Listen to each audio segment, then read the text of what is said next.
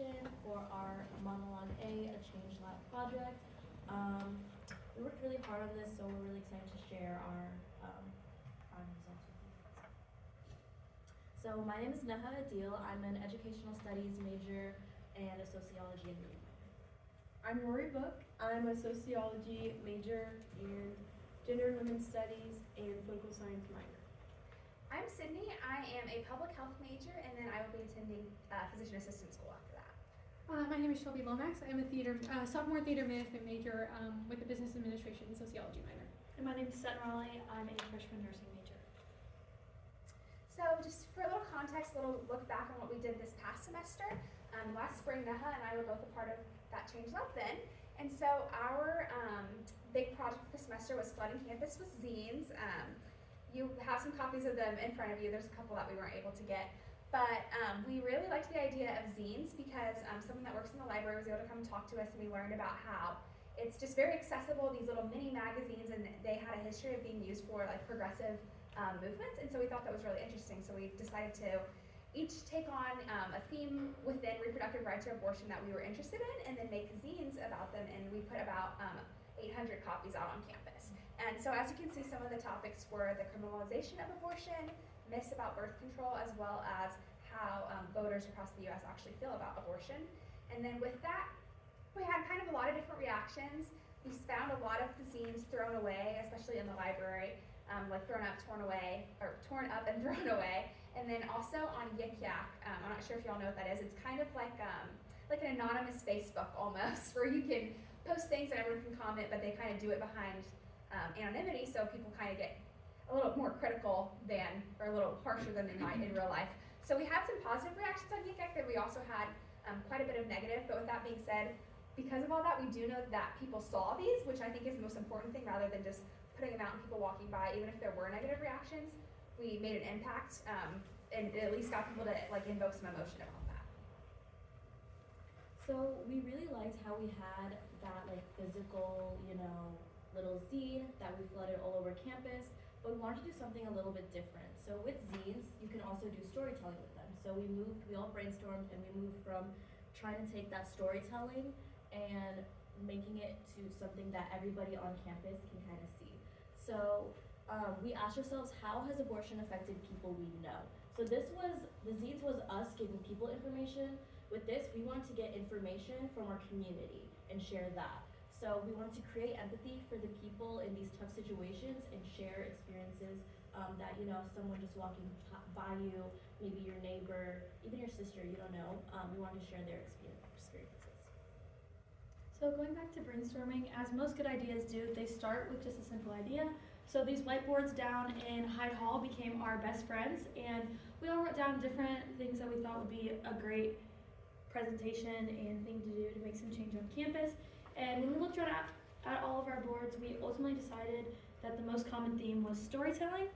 We wanted to just get it out there, and while trying to think of how we could do this, we came across the vagina monologues, which were old-time monologues about femininity, sexual experiences, body image, love, and violence in women's lives. And so we decided to put our own spin on that and strictly talk about abortion, and we ended up titling it Monologue A, and you can see our poster flyer that Sydney designed in that top right corner.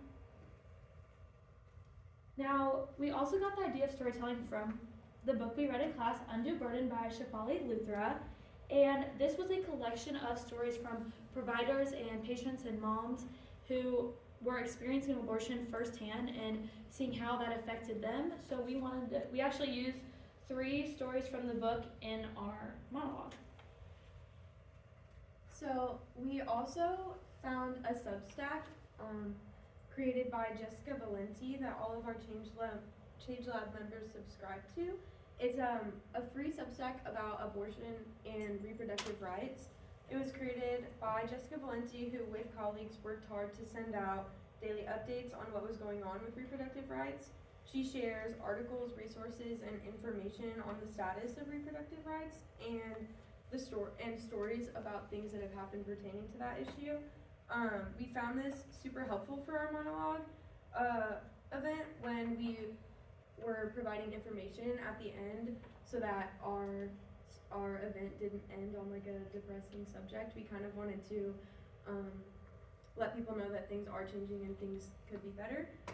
And we also found the Substack super helpful because we developed one of our stories from it. It was about a woman named Harmony in Illinois and how she was denied an abortion for an ectopic pregnancy. She had already lost a fallopian tube previously, and because she was denied care again, her second tube ruptured. She will now not be able to conceive children naturally. And we just thought that it was kind of ironic that these pro-lifers are the ones who are now making it harder for women to become mothers. So we started this project by having to collect these stories. Obviously, that's how we got 8 of the monologues for our production. And so we used a website called Woofoo. I don't know if you guys have heard of SurveyMonkey, but this is just another like platform that they have where people could anonymously share their stories. We had considered using Google Forms or something like that, but then usually it still keeps track of emails, and we wanted it to be, you know, even if a specific story wasn't associated with that email, we didn't want to know at all like who submitted these sort of stories because it is such a sensitive topic. And so as you can see here, this was the prompt we had on our website. We spent kind of a lot of time workshopping this because we wanted to make it clear like we're accepting any and all stories about it, whether you've had an abortion, whether you wanted one and couldn't get it, if you haven't needed one or wanted one or had one but you still just feel very strongly about it, if you know someone who's had one and you want to share their story because they've told you and you think it's relevant. And so we really just wanted to create a safe space where people would know that their story isn't going to be abused. We're going to use it in a positive light to show why abortion access is so important. And so with that website, we created QR codes and we were going to display those on campus. So as you can see over on the far right, we started out with our flyers just being very blank, the QR code that said scan me. Then after that, someone on campus reached out to us and said that she believed this could be triggering because, you know, once you open the QR code, clearly it was specific to abortion and that could bring up some past trauma or really strong emotions for certain people. And so then we decided to use these posters that are more, they have some pretty like relevant memes. I don't know if you have seen any of those, but we did that to just try to get attention. Then also by putting the word reproductive rights or reproductive health on them, kind of just give a little bit of like a foresight of what people may be getting into, what they may be asked to read or talk about whenever they open that QR code, just if anyone might have sensitive issues with that, they wouldn't open it because we didn't want to create that mental trauma for anyone. Okay, so we got multiple responses from various views, and our first response was September 8th, and then we got a total of 19 responses over the time we had the Woofoo form out, and then 8 out of the 19 responses were anti-choice or pro-life. So we did have more positive responses. And then we turned the 8 responses into fully fleshed out monologues, and then still we wanted to incorporate the anti-choice responses into our monologue. So you'll see how we work those in as well. And then in the next slide, here are some of the responses. I know the text is really small, but I just wanted to show you the stark differences in the responses. So on the right, that column, there's the negative responses. They were just really short and they didn't really, bring about any kind of emotion. Whereas the pro-choice responses, they were thought out, they were emotional, they had real thought and experience going into them. So that really made our process of making these monologues a little bit easier. So for our development process, here are 2 examples of some of the scripts that we wrote for our monologues. This event took months of planning, writing scripts, and setting things up. And one huge part of the planning was turning our entries from Woofoo. We had 8 of them that we used from Woofoo, 1 story from the Substack that I talked about earlier, and then 3 stories from the book Undue Burden. And we split our group into 2 teams. We split into a marketing team and a writing team. But I think it's also important to note that all of us wrote at least 1 monologue, which I think is super cool. We wanted to approach the monologues in 2 different ways. We had some regular monologues like right here, which were just like a story, and then on the other side we have a monologue with a story, and then at the end we had kind of like an opposition come in and chime in on like the things that people on the anti-choice side have been saying, and we've like just arguments like towards the stories. So a big part of the process was deciding how we wanted to communicate these stories and what method we thought was the best.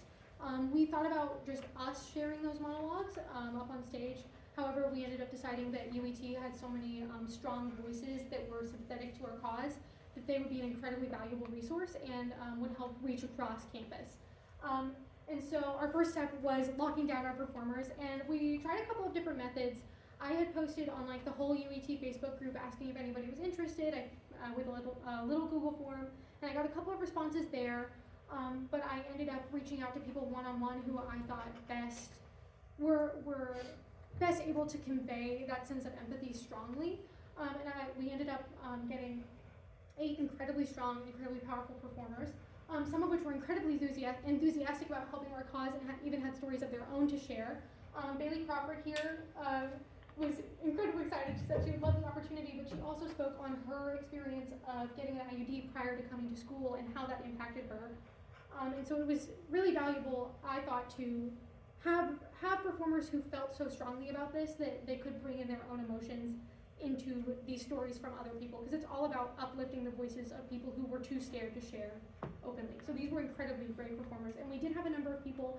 A lot of the problems that we ran into with scheduling performers was the big problem with scheduling. We were doing this alongside the opening of Native Gardens. We also had a lot of people who were kind of into it, but they wanted to back out, and they didn't want to back out. And then we also had a couple of people who were just scared to share. I spoke with a couple of members of UET who just didn't necessarily feel comfortable, because even though that is like a more pro-choice environment, you never know what kind of response you're going to get. No matter what, you're putting yourself up there on stage in an incredibly vulnerable place. So that was a big part of it, is sort of navigating that vulnerability. And then went into developing the actual theatrical space. One of the big things that goes into that is like deciding what space is best for this event. If we had put it in Shanklin, it's not very intimate at all, but it's also an incredible amount of seats. You wouldn't be able to sit and look face to face with the performers and see their emotions up close like you would be able to in the John David Lutz Lab, which is what we ended up deciding on. In the John David Lutz Lab is an incredible amount of resources for technical needs. So we had discussed our needs for sound, and specifically our needs for lighting. We had our wonderful lighting designer, you can see his reflection over there, Owen White. Me and Sydney met with Owen for about 2 hours prior to the performance and nailed down things like color language, when we wanted lights to change, and everything like that. And that was an incredibly vital part in, I think, changing the emotion of this performance and sort of bringing the emotions of the people whose stories we're telling and giving them like a physical space in reality. The lights could sort of reflect what they were feeling in that moment and in that time. And then Sydney ended up learning how to run lights for the entire show. It was incredibly impressive. Owen created the lighting cues for us with our input on like, here's what color we would like, and then we'd all go stand on stage and be like, no, that looks good, no, it doesn't look good, blah, blah, blah, blah, blah. And then we wrote out our big old scripts, wrote down the lighting cues, and Sydney was able to learn how to run an entirely new technical system that she's never ran before for this performance. Okay, so next for marketing, Naha and I worked on the flyer. As you can see, I made a couple different variations. There was a black one, a red one, and then we also had a blue one, just to create some variety to put out on campus. But we had shared this flyer with both UE-IPCA, which is the Intersectional Pro-Choice Assembly, and the Minstrel Equity Club, and so they were both able to help promote this on social media for us and on UEngage, which is like our student organization platform that we use here on campus, just to kind of get the word out, because obviously people that support those clubs are probably going to be on the same page as us of supporting abortion rights. We also had a purple pulse made to get this out to all of campus, and then this is what IPCA had posted for us, as that has a little handle there. But and then we also reached out to just a variety of staff and faculty on campus that we thought would be interested, people that work with both Dr. Stein and Dr. Petrosilo, as well as just professors we've had that we believed would be very interested in this. And the lovely Dr. Hill, she even emailed me back after I said it, and she was like, thank you so much, this work is so important, I'll make sure to be there, I'll have it on my calendar. And I think that was just really like encouraging to all of us that we had people excited to come before the show even began. So for our ethics section, we pulled stories from the Substack, from the book. We even pulled a story from a TikTok that had been posted. And we ran into an ethical question of if we were allowed or if it was ethical for us to use that content. So we split up a few of the people and each reached out to the author of the book, the author of the Substack, the creator of the TikTok. And we got a response from the creator of the TikTok, and she told us that she was very excited for us to use her story and like bring attention to it. And we didn't get a response from some people, and so we debated on whether or not we were able to use that information, but ultimately decided that since it was a public forum that was nonprofit, that it was like available for us to use.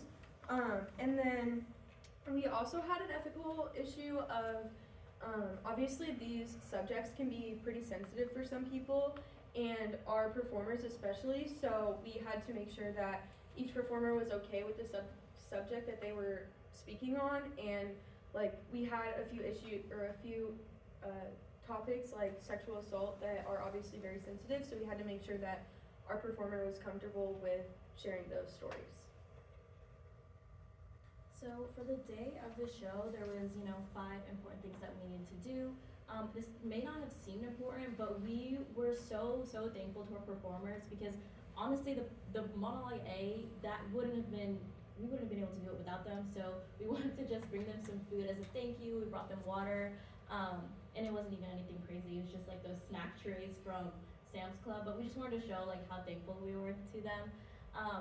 And then we had a table, you can see right here, out in front of the Lutz Lab. And on it, we just kind of scattered all of our zines. We were hoping people would take them and take the zines with them. But after we did see that most of them were still there, but we're hoping at least, people were looking at them when they were standing outside waiting. We couldn't really see because we were running around inside trying to get things done. And then we weren't able to get all of the TikToks from these, one of the past semesters, but we did get 2. I was able to reach out to 2 of the past Change Lab members, and they personally sent their TikToks to me. So we set up my iPad and Dr. Petrosilo's iPad, and we had those playing on repeat for people to look. And then we also had the books that we read last semester and this semester sitting up there as well, so people kind of knew where we were getting a lot of our context. And we also had like these amazing posters. I don't think they're in that picture, but we had them sitting up in like those frames, and it really kind of like gave people a little bit of context of what they were going to be walking into in this performance. It gave them some information and resources, because a lot of the zines and the posters did have QR codes where they can get more resources. And then something we didn't think about at first, but we ended up adding was music for the show. We didn't really know how to like get it in there, but we ended up just placing a speaker on the stage, and when there was either like the intro, we had like right after the performances were done, we just cut all the lights, it went completely black. We've had music then for a minute, just for everybody to really sit in that performance, because you could feel in the room, it was very emotional. The atmosphere was a little bit heavy, but I think that's what we wanted. We wanted people to really feel that emotion. And then again, we had the music playing at the end of the show as well. And then Rory made these beautiful programs, and we handed those out as people were walking in. And we made sure to ask the actors before we put their names in the monologues, because again, that goes along with the ethics, making sure they're okay, knowing that their names were on this. And then we had our names on it as well. We put the music. We just wanted to make sure that we were, giving thanks and letting everybody know that even though we put this performance on, we got help from everywhere. And then we also had a QR code, which had more reproductive rights and health resources, because even they're coming into the show seeing these, but we wanted them to have something with them when they walk away. So whether that was the zines or the programs. And we had sorry. We had the final rehearsal, but you can keep those pictures. So final rehearsal was actually day of, literally like 30, 45 minutes before the show.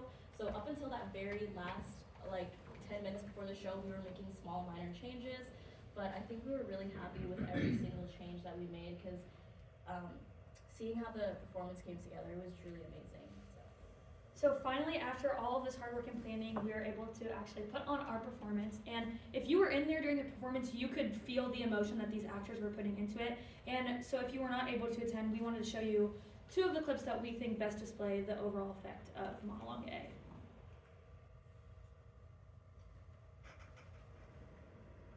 I wasn't sure to share this because I still feel some sort of shame or guilt.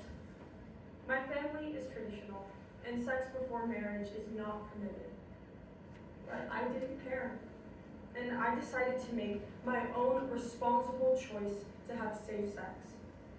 I was on birth control, and we used condoms at first, but later on we didn't use them. We thought it would be okay because birth control is 99% effective. That's what I thought. I later realized I was pregnant. I thought I had done everything right, but it felt like the world around me was crumbling in. My family didn't even know I had a boyfriend. We're freshmen in college. How can I have a child? We knew becoming parents wasn't an option for us at the time, but we couldn't find abortion access in Indiana. So I went on the internet and I found whatever I could to cause a miscarriage. It ended up working, but it caused lasting issues for me that affected my future fertility. I fell into a deep depression because I felt I had lost a part of me. I know I want kids in the future. I know I want to be a mom. I have always known that. But I know becoming a mother right now, in comparison to the plan that I had, wasn't an option. I'm thankful that my pregnancy did not come to term. But if I was able to access safe abortion, my future chances of having a child on my own terms would not be reduced. I was 22 years old and living on my own for the first time. No friends, no family close by, just me, trying to figure out how to start my life. And then I met someone. He made me feel seen and wanted. I thought he cared about me. I was so desperate to feel loved and accepted that I ignored the knots in my stomach, the moments that made me uncomfortable. He pressured me into things I didn't want to do, and I convinced myself that's just what love looked like. But then I got pregnant. And when I told him, he didn't hold me or ask how I felt. He laughed. He called me a whore. I just started my career finally feeling like I was building something for myself, and suddenly it all collapsed. He became cold and violent. I was scared for my life. And I knew I couldn't bring a child into that kind of world. I couldn't tie myself to him forever. I couldn't bring a baby into the world that was connected to him. I thought abortion was the best resolution. Not because I didn't value life, but because I valued survival. Because I needed to protect myself from a man who already decided that my body and my choices belonged to him. You should have kept your legs closed. Every life is sacred, no matter what. Actions have consequences. Please, someone understand. I didn't choose this out of hate. I chose it because I wanted to live.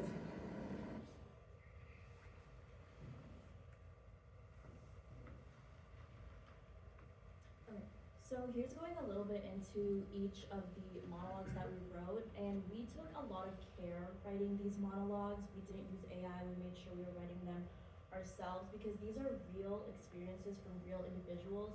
So we took a lot of care into making sure we were writing these with dignity and respect. Just put that out there. But this is actually one of the WooFoo submissions, and we had Marin Archer, our monologuist. And so this monologue was about an individual with a birth defect that caused them a lot of chronic pain, and they knew getting pregnant and giving birth was not an option for them. That wasn't in their life plan. So they expressed a very real fear of what choice would they have if they were to be assaulted or raped. Would they be able to get abortion access if they were pregnant? So this was, I think we chose this because it talks about having a disability, which I think is something often overlooked. So. And one of the other topics we wanted to choose to highlight, because there is so much complexity and different reasons that people may seek abortion care, one of the other ones we focused on was medical neglect. This was actually the story that we got from the Substack about the woman in Illinois who was denied care when she had an ectopic pregnancy. And so our performer was Alyssa Meadows for this, and she did a great job just conveying the emotion of like how desperate it must feel to know what's about to happen to you, because you know she'd had already lost one too, and so she did just such a great job showing how like scared and desperate and like knowing what's about to happen, that I can't imagine what that woman must have gone through, and no one else could have done a better job just showing the complexity of that situation than Alyssa did. And then one of the other topics we wanted to highlight was just sexual assault and student anxiety. These were both submissions that we got anonymously through our QR code on Wufoo. So these were both from people in our campus community that hadn't necessarily needed abortion or had one in the past, but they were just in general very anxious and scared about what were to happen if they did get pregnant from sexual assault. Obviously, we're in college, and unfortunately that is something that does happen more commonly than we think. And so it's not being able to be scared about that, but being paranoid, not wanting to, feeling like you can't go out to a party and have fun because something might happen to you and then you wouldn't be able to access care because we do live in Indiana. That just was a theme with a couple of the Woofus that we received, and so we thought it was important to show the complexity of that as well. And then another story that we pulled from Undue Burden Our Reading was the story of Jasper, who was a trans man in college who ended up getting pregnant just a few years into his gender transition journey. And so it was a very taxing, or emotionally taxing experience on him. We chose this story to show like the sort of multifaceted nature of abortion and who it affects and how it affects people. A lot of this is about undoing harmful narratives. One of those narratives is that abortion is only an issue that affects like flippant women. And I mean, it affects everybody. And so Jasper's story we felt particularly interested in sharing just due to the fact that it really throws a wrench into what you would think whenever you sit down and you think, what is abortion, who does abortion affect? A story of a trans man who just was so close to living the life that he wanted to live, and he mentions being so close to being recognized fully as the gender that he is, and then that being ripped from him as soon as he becomes pregnant, because you get all of these other preconceptions about pregnancy and about being transgender as soon as that happens to him. So I personally thought that it was a really good example of how abortion can be sort of liberating, and the multifaceted nature of how that impacts people. Another outlook that we wanted to focus on was women who are already mothers. 6 out of 10 women who have abortions have them because they are already mothers and they feel that they can't take on like a second child. So this story was about a woman who immigrated to Texas from Guatemala, and she was 19, she had just had a child, she was already a young mother, and then she had gotten pregnant again, and she knew that financially and responsibly she wouldn't be able to take on the burden of having a child. And so we wanted to focus on this one for the fact that like a lot of perceptions of people who get abortions are that they don't like children, they think that people shouldn't have kids, like they're against having kids, that kind of thing. So we just wanted to highlight the fact that these women still like could want to be mothers, they still could already be mothers, they just wouldn't be able to take on the tax of having another child. Okay, so Alyssa's second monologue that she performed, we got from the Abortion in America TikTok that we saw. And if you don't know what TikTok is, it is a popular content creation app.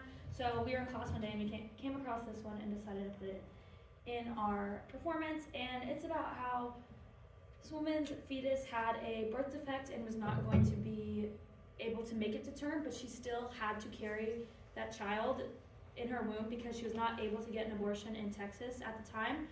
Thankfully, she was able to travel elsewhere and have that abortion, but she still had to go through all that stress of knowing she was carrying a baby that she knew would not survive.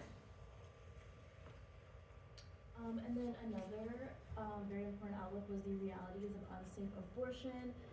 And this monologue was one that you watched, that we had shown you. And then just to show you guys, like, these are real stories from our community. This is actually my friend, my best friend. This is her story. And she gave me, I asked her, I was like, listen, this is what we're doing. Can I share this? Do you care if I talk about it? She said she knows it was important, so she did give me the okay to go ahead and share it. But so she, again, in her experience, she comes from a traditional family. She engaged in safe sex. She still became pregnant. But it just wasn't in her life plan. It wasn't an option for her. So she got an unsafe abortion. You know, she self-medicated to get a miscarriage, and it affects her long-term fertility. So, unsafe abortion, it's very ironic that they're trying to take away abortions, but then individuals are going and trying to self-medicate, get back alley abortions, and then that reduces their possibility of having a child in the future. And then another outlook is sort of the runoff of what an abortion ban does to other forms of contraceptives, such as birth control. And this is a response that we've received through WUFU, just about this woman and how birth control impacts her life, specifically in managing chronic pain. We thought that this was important, again, to show the anxiety surrounding all of the bans on abortion going around right now. And what you'll notice from the WUFU responses, as opposed to the stories that we were able to pull from Undue Burden, is they're just so drenched in this anxiety of, like, I'm just trying to survive, I'm just trying to live through this, and there are so many barriers to, like, living a full and, like, happy life. And so that was a big thing to be pointed out here, and also to sort of undo the narrative that many people tell themselves that, like, oh, abortion doesn't affect me. Oh, abortion doesn't affect me because I would never do that, blah, blah, blah, blah, blah. It does affect you. Abortion is a public health issue rather than a private issue. And so this was a very vital piece of showing that sort of public and communal nature to the necessity of abortion. And then we also decided to look at the effects of abortion on people who have had abortions partners. And this was a real response that we received from a peer on campus as well. This is the story of a man in Texas who accidentally got his girlfriend pregnant and was unable to get her Plan B on time. And so he turned to every single resource that he could think of, anything that could get his girlfriend access to abortion in a way that was affordable and easy to receive. But being in Texas, that was just impossible. So his girlfriend, again, turned to unsafe ways to cause a miscarriage, which ended up working, but her future fertility was impacted, and she also had dreams of being a mother just in the future.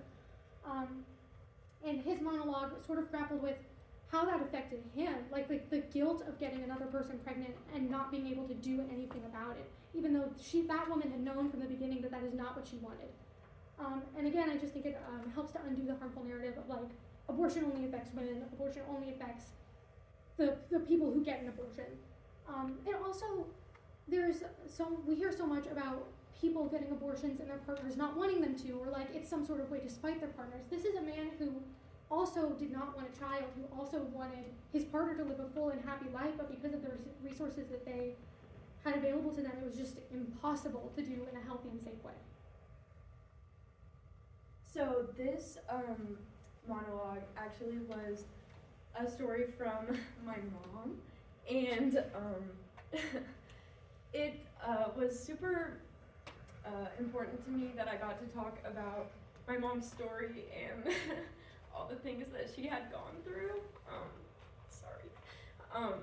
And I got to write, like, the monologue, and it was just super important to me because she had gone through so much, and luckily she had the resources to get an abortion, but she also had the outlasting, like, mental issues and, of course, physical issues, and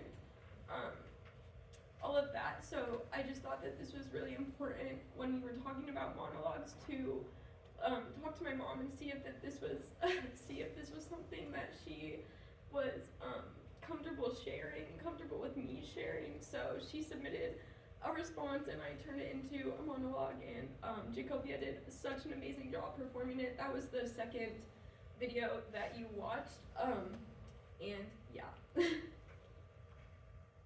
Okay, so this was our last one about maternal morality, and this story is actually personal to me as well because it is my grandma's best friend. It was her college roommate, and she had gotten pregnant at a young age, and she sought out a back alley abortion because there was no other option at the time.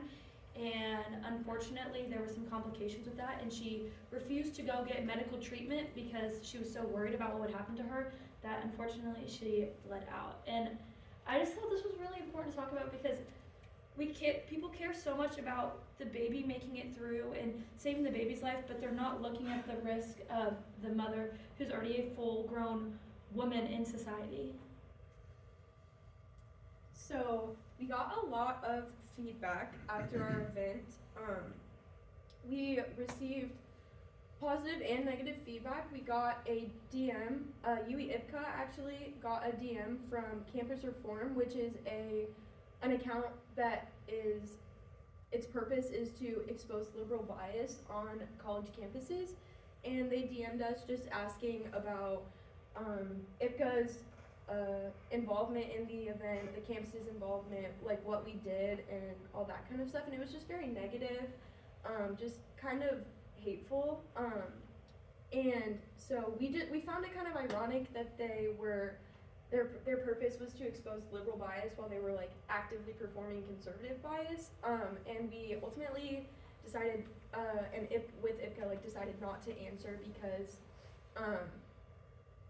that's just not our business. And we also realized that the response, the DM they sent us, was completely AI made, so they didn't even take the time to actually write it. It was just AI.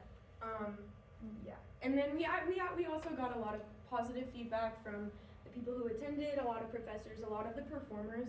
They felt really grateful that they could be a part of something to share this message and talk about something that's so important to everybody, especially to all of us and all of the performers. So they just felt really grateful. And here are just a few texts about positive feedback and how a lot of people felt that they had learned a lot, especially with the information that we provided at the end from our Substack. And yeah. Well, thank you so much for your time. If you have any questions for us, we would love to answer them.